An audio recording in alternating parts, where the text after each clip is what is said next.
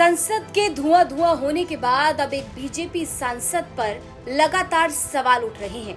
अब आप सोच रहे होंगे कि भला संसद हमले में बीजेपी सांसद पर सवाल क्यों खड़े हो रहे हैं। तो हम यहाँ पर बात कर रहे हैं प्रताप सिन्हा की, जो बीजेपी के सांसद हैं।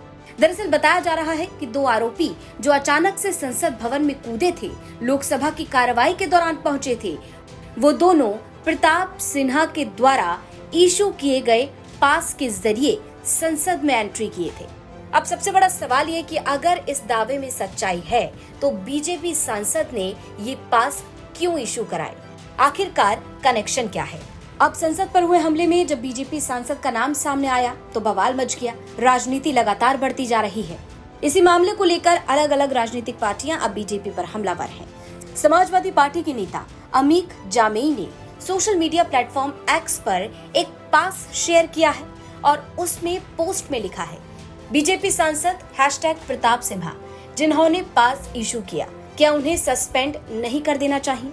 जिसने भी गैलरी का तजुर्बा किया उन्हें पता है, बेल्ट से लेकर जूते तक चेक होते हैं। कहीं संसद की सुरक्षा सेंध में सांसद प्रताप सिन्हा शामिल तो नहीं, इसकी जांच हो। ये भयंकर गलती हमें चिंतित करती है कि हमारी सुरक्षा एजेंसी पीएम और गृह मंत्री और अन्य देश के बड़े नेताओं की सुरक्षा से खेल कैसे सकती है।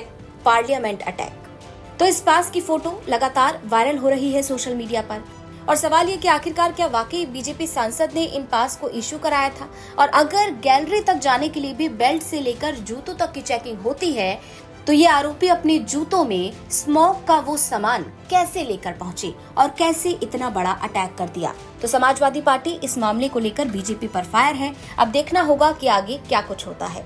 ब्यूरो रिपोर्ट, यूपी तक।